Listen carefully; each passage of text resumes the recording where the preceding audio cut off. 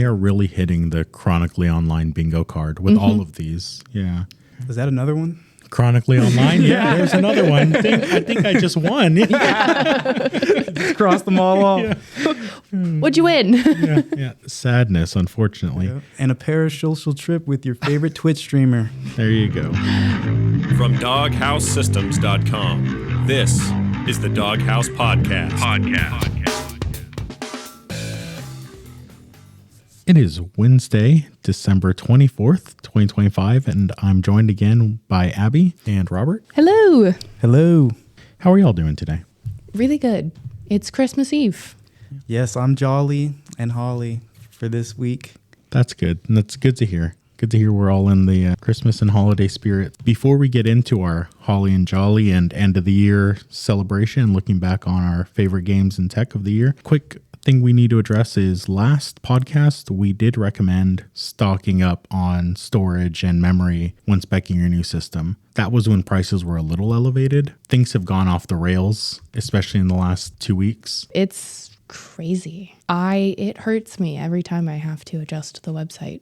Yeah, we're having to adjust those prices pretty frequently. So our recommendation as of time of recording is get the memory and storage that'll get you by, hopefully to, weather the storm and then buy when prices are more reasonable. If you would like to get 32, get 32, We'll happily build your system with more memory than, 16 or 32 gigs of RAM, but maybe save yourself a little money now and hope for better prices in the future because you can always upgrade that with the DogHouse system. Yeah. Well, on the topic of RAM, not only have RAM prices skyrocketed, but one unlucky buyer has found that they ordered DDR5 on Amazon and received 2 sticks of DDR2. Very old technology, not compatible, obviously, but That is a really bad scam. yeah, I can see how that might get through like the returns department. Like it arrives and it is a stick of memory and they maybe don't take the time to count the pins or look at where the notch is. And yeah, it's a stick of memory, send it back in, customer gets their refund for their return or whatever it might be. That happens a lot with GPUs as well. A lot of people, when you're buying from third-party sellers, you have to be very careful who you're buying from because it could always just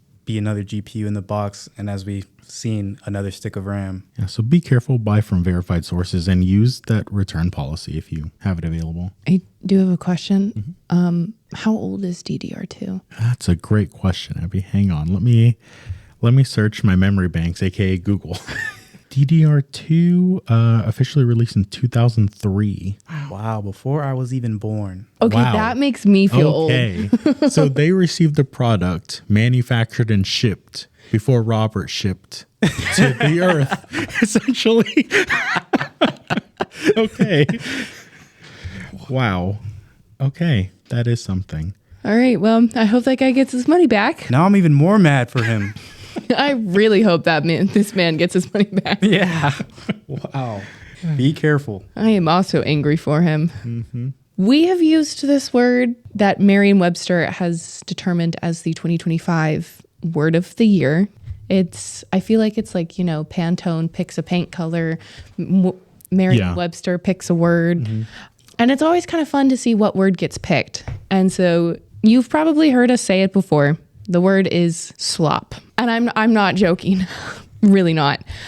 Merriam-Webster announced December 14th that the word slop is the word of the year, reflecting on how much low quality AI generated content has been produced and posted on social media, on the web in general. So they have defined it as digital content of low quality that is produced usually in quantities by means of artificial intelligence. Yeah, a lot of AI does sometimes produce some slop when people just prompt it to do random things. So it's really funny to see how they get this word because it's all data. That's the funny part is they just take every single like search. I'm sure anything publicly available. Yeah. And just probably collate the number of times it was and used. just like vote on it. It seems like a lot of Gen Z slang is getting thrown into these a lot of the time. And I wonder if that's been a thing throughout all of time. If Merriam-Websters have always been able to just pick whatever the youth generation comes up with as a slang and put it as the word. So the article that talks about that has also said that the Oxford University Press selected rage bait as their word. So Twitter. Cambridge Dictionary selected parasocial. That one has come out a lot with celebrities and influencers. They are really hitting the chronically online bingo card with all of these. Yeah. Is that another one? Chronically online? Yeah, there's another one. I think I just won. Just cross them all off. What'd you win? Yeah. Sadness, unfortunately. Yep. And a parasocial trip with your favorite Twitch streamer. There you go. The AP does point out that the word slop actually does come from the 1700s, meaning soft mud. It has evolved into being a word that defines, pig food, and now into low quality AI generated content. So it's actually pretty interesting to see how the word has evolved. So continuing on the topic of AI, there's some groups cutting back on it.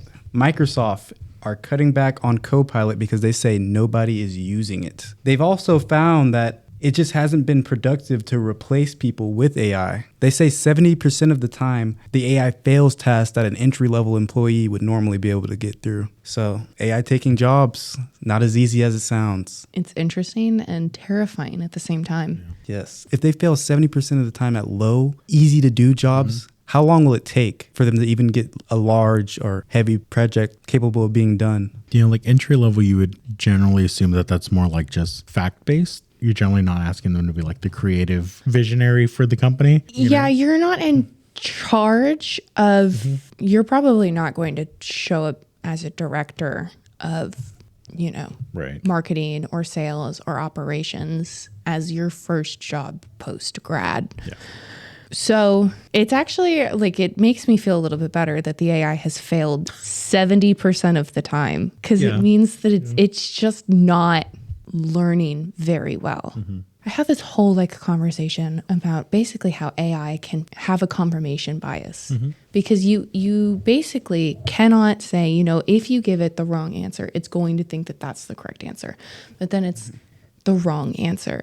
Who's going to tell it that it's the wrong answer or something like that? So Yes. So it seems like some AI to me have more confirmation bias than others when it comes to subjective things, especially when you're like, oh, tell me why this is the funniest picture in the world. The AI will be like, oh, this part's great. This part's great. The same person can ask the same question, but tell me why this isn't funny at all. And it'll tell you and it'll be agreeing with you wholly. But sometimes it's more than just confirming what you believe. I think we may have talked about a study We talked about how it was very willing and overly exuberant to give praise to the user. So saying, oh yeah, you're totally right. You're absolutely correct. Yes. And then if you Kim say, oh, that's wrong. Yeah. And then it says, oh yeah, no, you're right. I was wrong on that. There was another article that we did talk about, I think maybe last year. I'm really racking my brain here. We'll have to dig back through the archives. Yeah. That talked about, it's also based on the questions that you ask. Yeah, maybe something like the way you approach information or your intent with the question. The way that you ask the question too, I think also determines how it answers. Yeah. And to give some the benefit of the doubt, and I don't even like Grok, but I've seen Grok a couple of times actually shut down people who try to put confirmation bias type of questions, and they'll tell them straight up, no, it doesn't work like this at all. Oh, Grok's great in some Twitter threads, and sometimes I'm like, what are you doing, bud? Well, more AI news. Cloudflare CEO Matthew Prince has said that the company has blocked over 416 billion, that's billion with a B, AI bot requests since making the default option available in July of 2025. That's a lot of requests. I don't even know. So a lot of scrapes. Yeah, a lot of content being added to training data, the algorithm, searchable. A little terrifying. Yeah, so Cloudflare is part in this. Obviously, they're also a content delivery network, and they help protect sites against DNS attacks or DDoS attacks as a service. And they want to create an ecosystem where content creators can get paid every time that an AI bot scrapes or suggests their content. Because as we've seen, I'm sure you guys have done it. I've been guilty of doing it too. I'll search for something and I'll see the answer right in the AI summary and I'll say, okay, that's cool. Unless it doesn't seem right, and then I'll click into the source. But that little AI summary then removes your interaction with that site from that site's metrics and also their ad serving. So they don't get ad revenue for you reading that, whereas you would have if you actually visited the site. The funny thing is sometimes I don't even look at those AI overviews. Just scroll straight down. Yeah. I mean, I'll glance at them, and see, hey, but I'll look through a couple of different articles. Yeah. That's interesting. That's good. You said if you click on the source that the AI overview gives you, it would take away the ad revenue. No. If you don't click through this site, if you just rely on that little snippet, then you're not visiting that site and you're not leaving an impression on that site. Okay. Interestingly enough, Cloudflare did say that the one AI megacorp, I guess, that they cannot do this for is Google, because Google has combined their AdSense crawling network or algorithm and the bots that they use for that with the AI scraping bots. So if they were to block one, they'd block both. So effectively, they wouldn't be able to work with any sites that serve up Google ads, which is pretty diabolical on Google's part. All right, I'm going to be honest. I don't know if this is like good news or like bad news for people. Walt Disney and OpenAI have reached an agreement to bring all of your beloved characters to Sora. In a 3-year licensing agreement, Sora will be able to generate videos with more than 200 Disney, Marvel, Pixar, and Star Wars characters. I would love to see the base prompt or the AI that is responsible for generating these pieces of content. The agreement will also make a selection of these fan-inspired short-form videos available to stream on Disney+. So I could get famous on Sora videos on Disney+. That base prompt has to be full to the brim with restrictions. It's going to be an entire multi-page contract for the base prompt. Yeah. Remember when Darth Vader came to Fortnite and what they did with him? I hope they learned their lesson from that. So also in this agreement, shared the commitment for responsible use of AI with the safety of users and the rights to creators, which hopefully that they will push way more than a lot of other AI generators do. But also as a part of the agreement, Disney will make a $1 billion equity investment in OpenAI. So in exchange for more than 200 Disney characters, OpenAI will receive $1 billion from Disney. That's probably just like top layer of this whole agreement. There's probably way more into this. So Disney's takeaway from this would be content then, I'm guessing, because it seems like a pretty clear win for OpenAI. They will also receive warrants to purchase additional equity as well. But yes, I think their main thing is they wanted the content. Yeah, a lot of people making more and uploading Disney characters with their permission. Probably be like free advertisement on TikTok or wherever people repost Sora. Yeah. So Sora and ChatGPT images are expected to start generating fan-inspired videos with the multi-brand characters in early 2026. So watch out for new Disney content in 2026. Oh, Walt Disney does actually list a bunch of their characters. Mickey and Minnie, Cinderella, characters from Frozen, Moana, Monsters, Inc., so many more. Lucasfilms and Marvel, so Darth Vader, Luke Skywalker, The Mandalorian, Yoda, Captain America, Black Panther, Iron Man, and so many more. Quite a few. Are you guys going to make any videos with them? I'd have to get on Sora first. I think me and Black Panther will team up and beat Captain America this time. There you go. Okay. Yeah.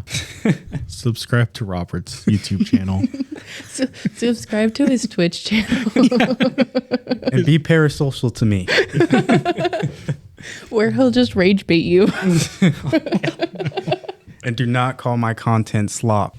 All right, Disney's not the only entertainment industry going through some changes. Paramount wants Warner Bros. And they're upping their bid against Netflix to acquire it. Currently, Warner Bros. Are trying to stick with Netflix. The shareholders are being encouraged to hold on to Netflix as they're seen as the more favorable company to be a part of right now. But Paramount is slowly upping their bids over again and again to try to seize Warner Bros. For now. Yeah, I think up against Netflix's 80 some odd $1 billion offer. Paramount has up theirs to $108 billion with funding coming from a few different places.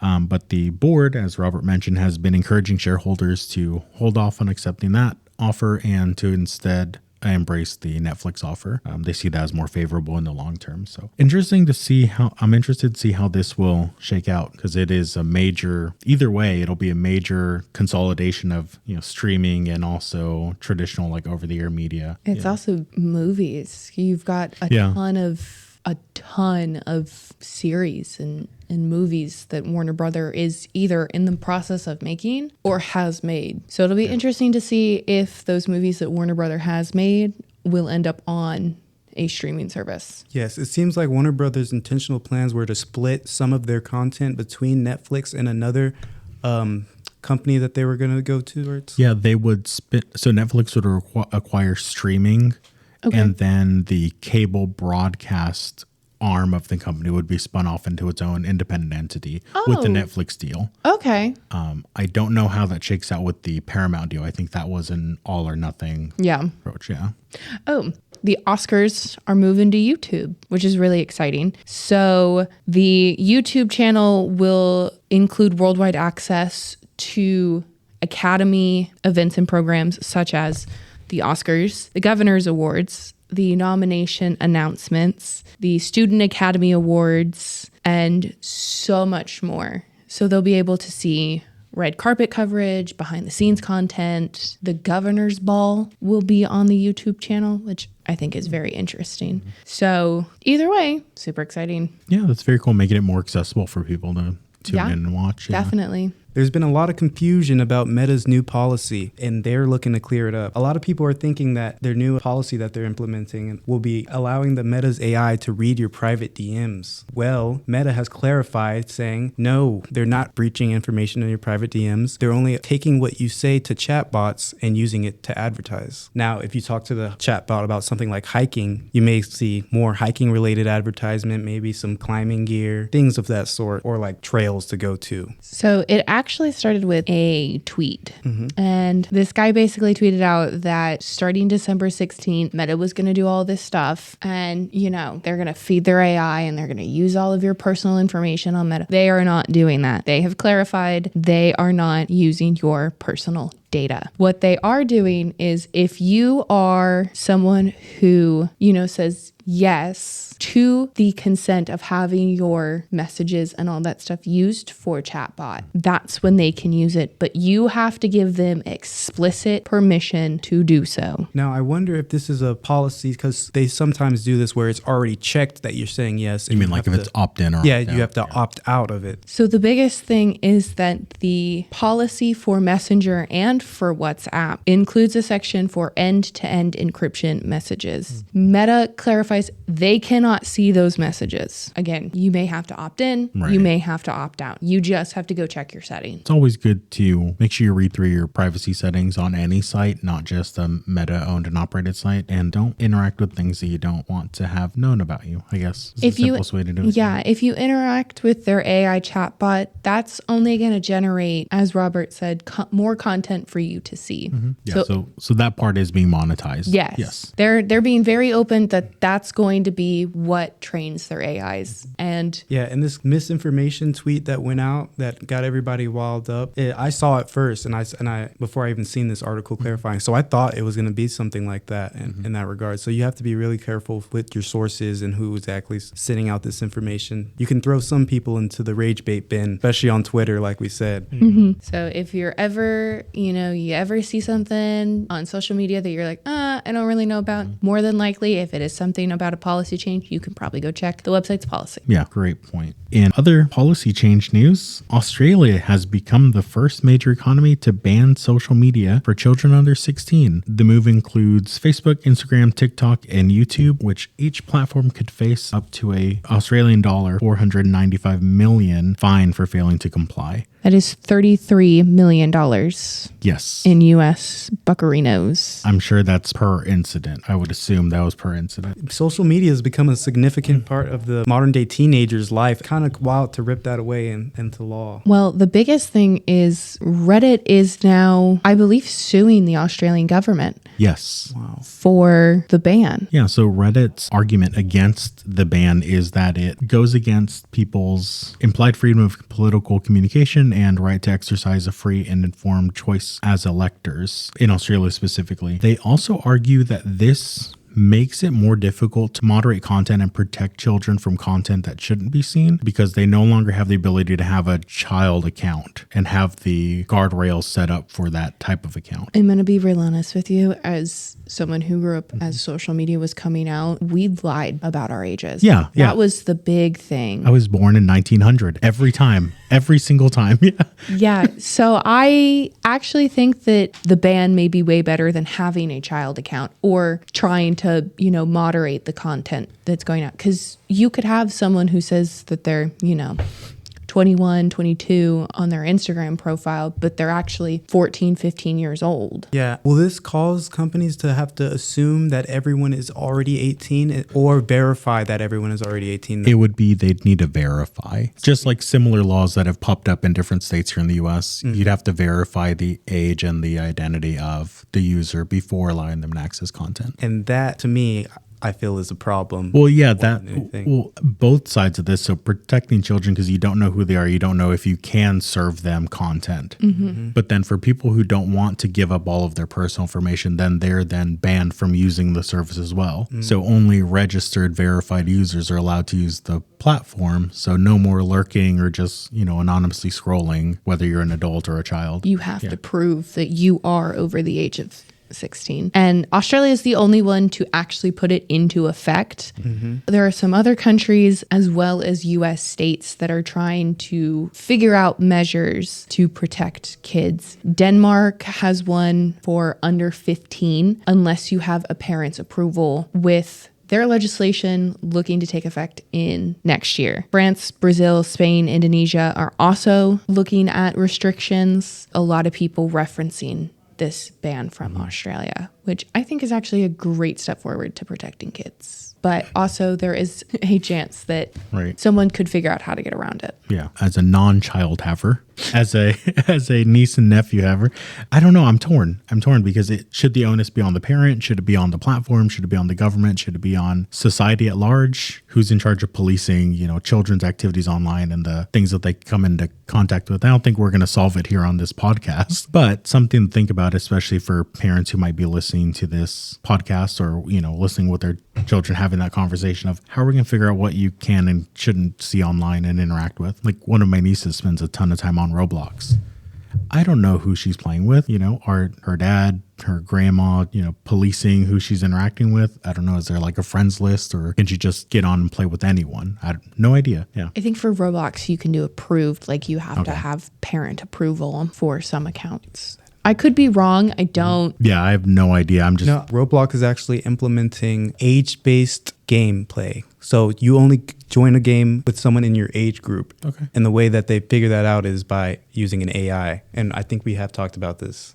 I think we talked about them starting up that tech in the past, but yeah.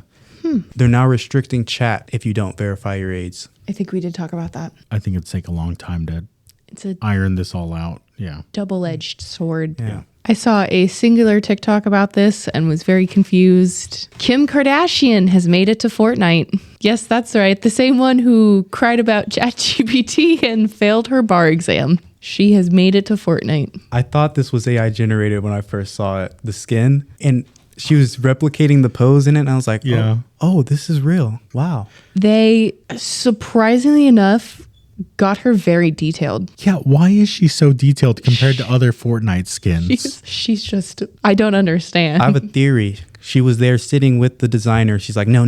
I don't look like that. You have to change me exactly like this. And he was basically, as if she's sitting there for a painting, he was modeling after her. I think that's why they got it so good. So it's theorized that they spent a good amount of time to draw in a new audience. But she has 2 skins the regular and the iconic, and there are a bunch of styling options that come with outfit variations, hairstyle variations, as well as clothing colors and accessories. So you can truly create your own Kim. Do any other featured, not even characters, people in Fortnite have like that level of customization? Yes, they do actually. They do? They have some music artists have several skins, different outfits. Fortnite always has the option to change shoes now. And yeah, she's not the only one, but she has a really detailed skin, like probably better than majority of skins customization options. Also on Fortnite, Percy Jackson. So with the brand new season of Percy Jackson that released earlier this month, I'm so excited to finally sit down and watch it. They've decided to bring Camp Half-Blood and all of the Percy Jackson characters to Fortnite. Yep, they get their own game mode where you get to live the Camp Half-Blood life and fight against monsters as well. You are assigned a godly parent as soon as you make it to Camp Half-Blood, and from there you are learning how to be a demigod. Some people are a little disappointed because the skins aren't announced to be available for purchase right now. So you can't play as Percy Jackson in the base game as far as we know currently. Yeah, I think it's you can interact with the characters, but you cannot be. However, it still looks fun to be able to fight against monsters in Fortnite, you know, in a new different game mode. I think that'll be really interesting, actually. That looks pretty cool. Yeah, so you'll go on quests and there'll be plenty of faces, and I believe the boss battle is against the 2 sea monsters from the Odyssey, Scylla and Charybdis. Yes. So that'll be really fun. Will either of you be checking out the new Fortnite expansion? No, Fortnite's like 100 gigabytes to download. I'm not. It takes too With long. these storage prices, maybe Yeah. They do give you the island code. Okay, there you go. But I'll probably check out a video on it. It looks good. GameStop's Trade Anything Day has brought a few notable items that were brought into trade, including a speed limit sign, Air Jordans, tapes of Friends on VHS, photos of people's dogs with Snoop Dogg hair, taxidermied animals, Netflix for the Wii on disc, and a replica of the United States Declaration of Independence, as well as a McDonald's Grinchmas sock set. There's also a bobcat and a goose. Taxidermied, yes. Okay. Yeah. That made it so much. Not a live bobcat and a goose. Oh, thank God. Yeah, that would have been a wild time in the store. And I'm assuming these high quality trades were allowing these customers to own the store, no? What exactly did they get out of this? The article doesn't go into how much people received. I'm sure not much. Yeah, having been a victim of GameStop in my younger years, you know, in elementary and middle school, my brothers and I'll never forget, we took our Nintendo 64 with about 15 games and we traded it in, and we were so excited. We're like, we're going to get a GameCube and a couple games. With that store credit, we could afford a used GameCube with 1 controller, no games. So we took our GameCube home and we just had it, and we were excited. We had to wait till Christmas to have a game for that. Honestly, that sounds like a pretty good deal from what I'm hearing compared to what they'll give you today. Maybe, yeah. Yeah, it looks like they're just going to give you some store credit and cash for these trades, but they are funny. Well, this comes after someone traded in a 2003 Pokemon card and got $30,000, but stated that it was actually worth like $33,000. Wow. So GameStop made an announcement that they had a record payout of $30,494.70. Just the feeling you'd have going in and realize that you have set the record for the largest GameStop payout, and that they still shorted you about 10% of the value of your card. I think they made the trade, and then the guy admitted that maybe it could. I don't know if it was the person who traded it in, but they didn't hide the fact that they paid. They were upfront that they were not paying full fair market price in their post. Yeah. Yeah, and they still went on to say that the GameStop trade-in values are good, and anyone who says otherwise are factually incorrect and demonstrably wrong. So basically, it was based on they did inspection, verification, and compliance to figure out if the card was worth as much as it was. So at least they were very upfront about the fact that they were like, this is not worth as much as it probably should have been. Yeah. But then again, who trades for the exact value of something? Most of the time, I feel like Pokemon cards, you're going to get a little less than the highest market. If you want to do that, you'd probably take it to auction instead or sell it privately. Yeah, fair point. Yeah, definitely. Well, if you have not heard the Game Awards happened, or should we call them the Clear Obscure Expedition 33 Awards, as I've taken to calling it. Lots of reveals, lots of trailers. Yeah, to recap, Clear Obscure, I think, was nominated for 13 awards and won 9 of them. So nearly swept everything. And some people are not too happy about that. Did either of you watch any of the coverage? I watched it all the way through, and every time Expedition 33 came up, I was like, I know this. I was like, I'm hoping this other game is going to win. But then every time it won, I was like, that's fair, But then I see it again. I'm like, wait a minute, is this going to be a continued theme? And it was. Imagine being in the crowd and just hearing that song start every single time because they play a little bit of the theme for each winner. I think well deserved, but yeah, it was a sweep. If you look closely at the very end when they announced which one's actually game of the year. Kojima.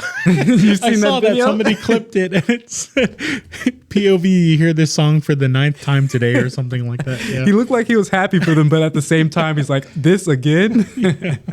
Yeah. So it did win Game of the Year as well as Best Soundtrack, not Game. There was a sound one that they did not get. I think it was Sound Design, which went to Battlefield. Yes, it did. Yeah. Oh, I absolutely loved that game. It was fantastic. Nice. I'm glad you liked it. Yeah, I played it a little bit and then you raved about it. Yes, I did. Then my brother-in-law raved about it as well. And then I was like, what, I need to give it another try. And it was fantastic the entire way through. In fact, Expedition 33 was my first time on this podcast talking about it. That's right. Right. Yeah. And I predicted that it would win Game of the Year, by the way. There you go. We'll have to go back and listen. I think that's right. I think he did say he sees it as Game of the Year, but which Game of the Year? There's some controversy with another Game of the Year. Oh, yeah. Indie Game award. of the Year. Yeah. So sticking to the Game Awards for now, they did reveal Divinity, the next big game from Larian Studios, developers of Baldur's Gate 3. There was this statue just sort of there in posts and videos, and no one knew what it was for. It was for Half-Life 3. That's what people thought. Half-Life 3. Well, there's the Mega Man incident with Half-Life 3 as well, but turns out it was kind of gross. The trailer for Divinity, if you haven't watched it, Abby, I would say don't. All right, I won't. The statue is made up of people, we'll just say, and they played the trailer. It ended up forming the statue, and Larian has said that Divinity will be their largest game yet. So if you liked Baldur's Gate 3, get ready. It is not coming out next year. It's a few years out, so just prepare. But they did say they will be releasing it as an early access, just like they did for Baldur's Gate 3. So you'll probably be able to play through the first act of the game for quite a while before it's finished in development. To think that people back then were saying that Baldur's Gate 3 was such a great game that it's unfair for games nowadays to have to compete with that. Right. And now they're announcing that Divinity is going to be even larger than that. Even larger, even better. Yeah. That sounds like it's going to be great. Here comes my second prediction. That's winning Game of the Year and whenever it releases. I think that's a pretty safe bet. Unless Expedition 34 comes out. Or I guess it'd be 32 if you're going off the numbering in the game. But yes. Yeah. They count down from 100. Oh, so, okay. Yeah. Well, never mind. No, don't spoil the game. I was going to say, will that count? They count down from 100. Yeah. That's all we'll say is they count down from 100. Have you seen Flute Guy? I have not. Oh, okay. So Flute Guy. I was reading this article and I apologize for anybody who does know Flute Guy. I don't know Flute Guy. We all know Flute Guy. Oh my God. Flute Guy was there for us when no one else was. Yes. But Flute Guy is a member of the Game Awards Orchestra. Okay. And his bit is he will constantly change his instrument. So at one point he's playing a tiny little thing looks like a piccolo. At one point he's playing a flute, a clarinet, a PVC pipe, a giant, I don't know if it's an oboe or what it is, but just lots of different woodwinds. And he'll just switch out every few seconds. So they'll cut to him, they'll cut to the orchestra at large or a different member of the orchestra, then cut back to him and he's playing something different. So that's why he's showing in this video, we'll link it in the show notes, he's just showing off his collection of woodwinds, yeah. And he's really animated, like he really gets into it. He's playing with his entire body. He really loves. Yes, he loves playing, different instruments. He's in touch with all forms of flutes. Half-Life 3. Where is it? That was the question at the Game Awards. Yes, people have been theorizing in their basements with the chalkboard that Half-Life 3 was coming and going to be announced this Game Awards. However, to the disappointment of many, it was not announced. The statue that was later revealed to be for Divinity was one of the biggest Half-Life 3 theory fuel. However, that made even more people disappointed when it was revealed that it was just a really, really good game instead of the really, really, really good game that we were expecting out of Half-Life 3. Now, will Half-Life 3 come in the future? Maybe. Did it come at this Game Awards? No. No, it did not. And I don't know that I'm convinced that Valve can count to 3. At this point, Watch, they'll come out with like 2.5. It's gonna be 2.5, 2 point, up to 2.9, then 2.91, half of Half-Life. Yeah. One user wrote, "I can't believe Valve didn't match the expectations I invented in my head." R.I.P. And that about sums up the entire debacle. It really does. It really does. Instead, the end of the show game was Highguard, a hero shooter. Oh, yes. Yeah, people were pretty disappointed about that. Looks like a fun enough game, but you had Divinity and a couple other games announced before that early show, and then they usually save the best for last, and it was another hero shooter. Yes, a lot of people have been complaining about how the host of the Game Awards hypes up the final game as if it changes his entire life. Yes, yeah. And this one's a whole brand new property, a whole brand new IP that most people haven't heard of, but it's worked on by some pretty known devs. So Maybe it does. You don't know. If it changed his life? If it changes life. Maybe it did. Yeah, maybe. Maybe it does. You're right. But Half-Life 3 would have changed all of our lives. We'll never know. Or maybe we will. Maybe it'll release next year. In other game awards, this time the Indie Game Awards, the Game of the Year award for Clair Obscur Expedition 33 has actually been rescinded because they used generative AI for some textures and models in early development that actually shipped when the game released. They were later patched out, so they're no longer in the game, but because of the Gen AI use in development, that award has been given to another game. Wow. Yeah. You were so close to having it. You So got close it. to sweeping both game awards. Yeah. You got it. And then they were like, oh, actually, good. The actual game award went to a puzzle game known as Blueprints, right? Indie Game of the Year award overall will go to Blueprints. Yeah. Nice. Okay. Yeah. Every time around Christmas, Epic does mystery games every single day. So check back at their store to see what free mystery game you'll get today. It'll be super fun. And if you're looking for something specific, the Steam Winter Sale is live through January 5th. Lots of games on deep discount, some as low as $2 or $3. So That's so nice. Don't break the bank. Buy them now. it's the end of the year. I'd like to take this time to look back over the past year and just talk about our favorite shows, tech, gifts, things that we want to share with you all. First and foremost, obviously, is a DogHouse system if you're looking for. Oh, yeah. If you Reach out to forgot to us. get something for someone or yourself, go ahead and order. We will not be able to deliver it by Christmas, unfortunately, which is tomorrow. Yeah, but we will work hard to make sure that you get it in the new year. So we have a couple of game recommendations, all of which I actually checked are on sale. Woohoo. Nice. Yeah. And starting from the top, my favorite game this year was Elden Ring Night Rain. I really thoroughly enjoyed it. It was a fun experience with friends, and it was a grueling experience. And they've just recently announced their DLC, so go check that out. Beat the new bosses, play with the new characters, and have fun with your friends or solo. Yeah, that's one of the games that didn't end up being friend slop. We Yes. I had a nice group going. I think you had a nice group going too, consistently going through and defeating different bosses. Yeah, that was a great game. Yeah, that's probably one of my only co-op multiplayer games I played this year that I haven't dropped in like a month. Same. Yeah, same. Absolutely the same. Two other games you might be interested in if you're looking for something single player are, of course, Clair Obscur Expedition 33. Cannot recommend that highly enough. And if you're a fan of classic turn-based RPGs without the quick time event and dodging, Final Fantasy VII Rebirth is a pretty easy recommendation as well. And both of those are also on sale. If you want something a little maybe faster paced, maybe slower paced, you want to relax a little bit and build, can never go wrong with Minecraft. Abby knows that. Oh, Yeah.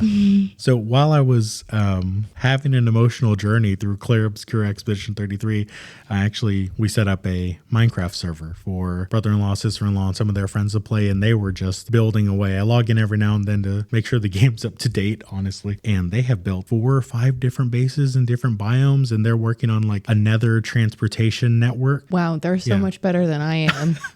It's not a competition. It's about just enjoying. Yeah, I know, but I just run around looting people. They asked me to set the game to hard mode instead of normal. And I'm like, what is that about? Hardcore? Yeah.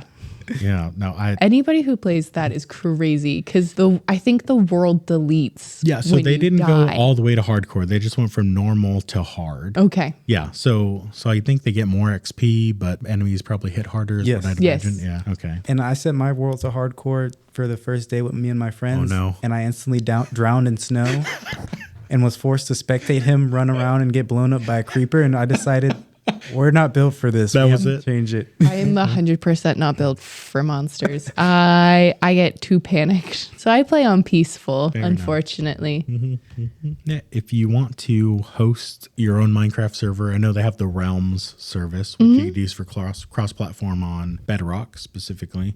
If you want to host Java or Bedrock yourself, you can use, I've been using a program called Crafty Controller, which lets you spin up servers and then automatically like back them up and update them, which is pretty nice. If you have a maker or tinkerer in your life, or you just like to work on electronics, I recommend the PineSill Smart Soldering Iron.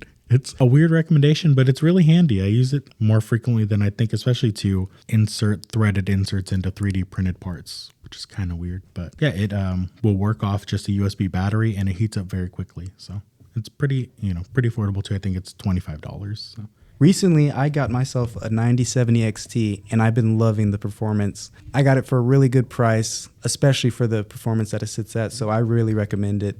AMD's 9070 XT.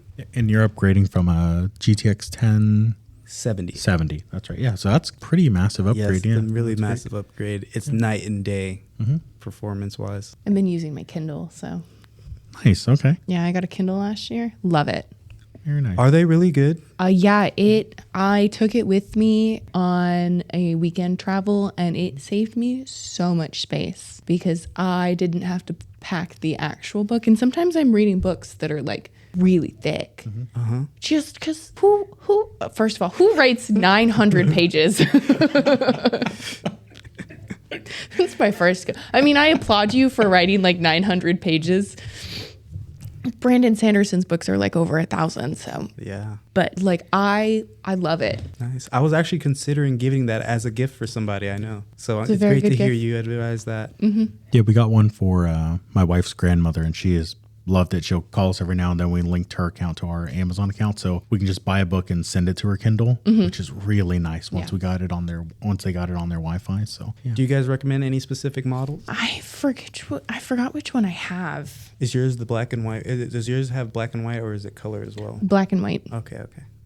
Honestly, I think any of the Kindles are like really good. So it like really doesn't matter which one you go with. I went with specifically one that is, I think mine's waterproof because I intend to take mine and, lay out in the summer and all that stuff. So having it be just a little bit of waterproof is super nice. Okay. I'm not sure on their naming convention, but ours is just the Amazon Kindle 16 gigabyte in parentheses newest model.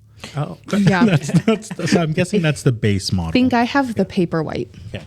Okay. I'll keep those in mind. Thank you very much. Yeah. I think we also have a couple of updates to our coupon codes as well. We do. Yep. Unfortunately, with the wild and crazy increase in SSDs, we are actually going to, if you use any one of our coupon codes, so Core and Frog Pants for Scott Johnson, Romance for Garrett and Kyle, you will receive $50 in Steam gift cards with your order. Now's a great time to use that $50 and stretch it a little. Or Rogue from Brian Brushwood.